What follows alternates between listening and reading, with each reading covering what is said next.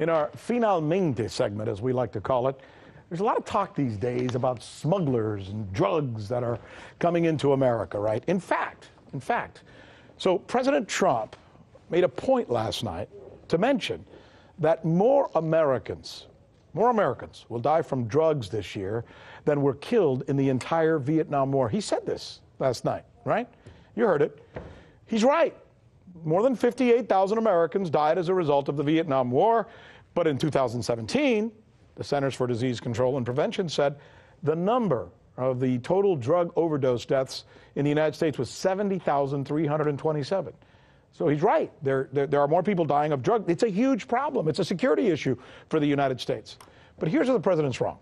Here's where Mr. Trump was wrong. Those drugs that are killing so many Americans, they have very little to do with the southern border. In fact, we checked. A great deal, the preponderance of the drug deaths in America are as a result of prescribed medicines. People are ODing on medicines that they can buy at, at the pharmacy, right? Or that are prescribed to them, right? Overwhelming majority of the drugs that do come into our country, by the way, are also not snuck in through the southern border. Not at all. We checked. Every single source that we checked confirmed that most of the drugs that come into the United States come in through legal ports of entry. Legal ports of entry. Airports, seaports, staffed checkpoints, etc. Here's the worst example of this, by the way, and one that doesn't fit the political arguments that are either made by Republicans or the president or the Democrats or Congress, etc. Just today, 2 American Special Forces soldiers are pleading guilty to being, this is sad even to say, they're pleading guilty to being drug smugglers.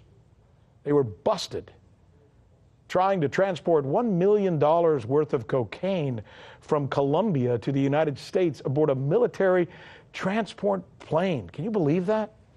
Master Sergeant Daniel Gould and Sergeant First Class Henry Royer, they're both members of the Army Green Beret, or were. Investigators are saying both have been dealing in drugs for years. So it's essentially not the first time that they've done something like this. The reason we bring this to you is because we want to be able to make the point that it's important to make, that America's drug problem is real. It's about demand. It's about money.